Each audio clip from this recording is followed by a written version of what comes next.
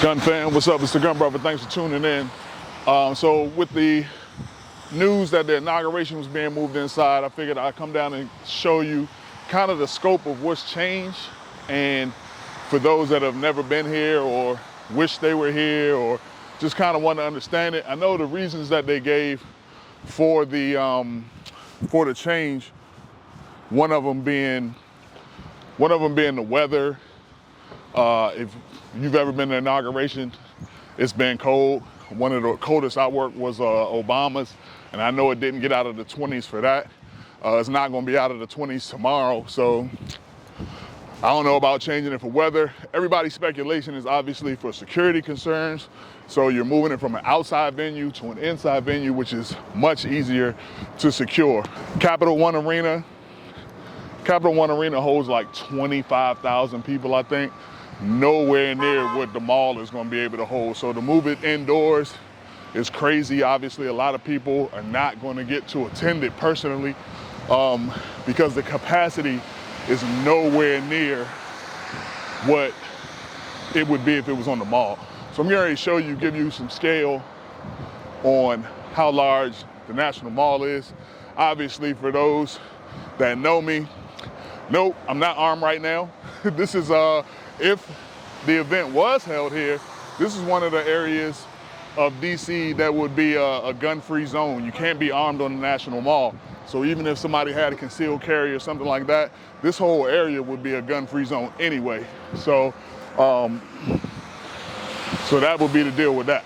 So right now, I'm walking up to the Capitol, and you'll be able to see how much stuff is already set up.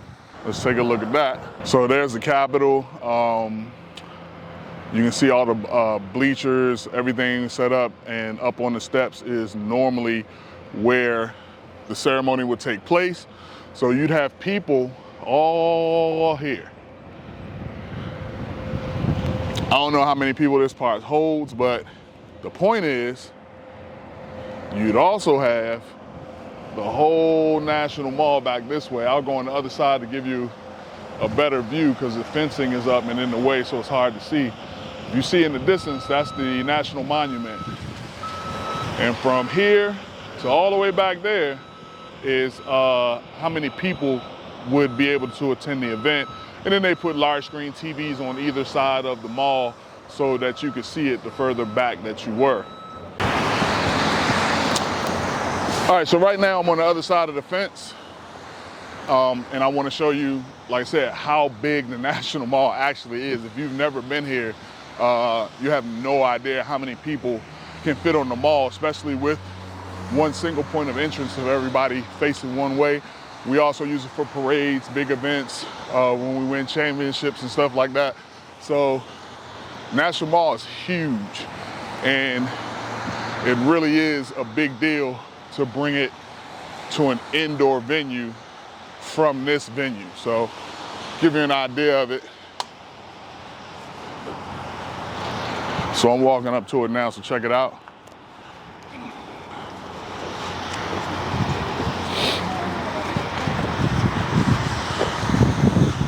All right, so like I said, I'm on the other side of the fence, so that is the National Mall.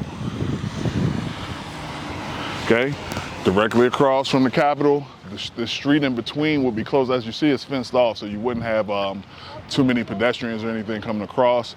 But Capitol's right here, and then the crowd would normally go all the way back and down the mall. So that's what it would be, and this is day before inauguration, and I'm thinking just because of the weather, just not a lot of people walking around or anything like that. So that the whole, they actually had a lawn fenced off, so I wonder if they weren't going to let people on the grass. That's kind of weird.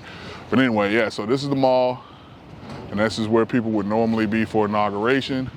Like I said, with TVs on each side, as far as the further back you go, so you can watch the event on the television, or Jumbotron, I should say, and the event would be right there. So that's all being moved inside to the Capital One Arena, from being able to hold several hundred thousands of people to 20,000.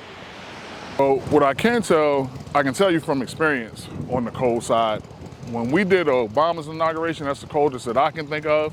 Like I said, I don't think the temperature got out of the 20s. And that year, my contract was the Federal Aviation Administration, which is also directly across the street from the mall. So that was an entry point at the time for people coming to see the ceremony. We did, just in our circle, our little corner, we had 19 medical runs that day. And trying to get ambulances and EMS and everybody into the area was a major hassle. There were so many people. The other thing about that inauguration is people started showing up at like 4:30 in the morning to get onto the mall. So that's also a problem. So with it being moved to the Capitol One, that does alleviate some of those issues and things that could happen. But yeah, but at like 4:30, 5 o'clock in the morning, the street was covered from sidewalk to sidewalk with people trying to get into the National Mall. And the temperature then might have been like 16. So that's about the size of it. Like I said, just kind of giving you a perspective on it. Capitol One Arena, the Wallet, MCI Center if you're from DC. That's about 8 blocks away from here. A couple of blocks over, a couple of blocks uptown. So it's not very far distance-wise, it's just a whole different arena in regards to securing it and how many people it can hold and getting people in and out of there. So figured that'd be something cool to show you. Got any questions or comments, let me know. Like I said, the reasoning is for the weather, but it's always cold. So more people are leaning towards security being the reasoning for changing the venue.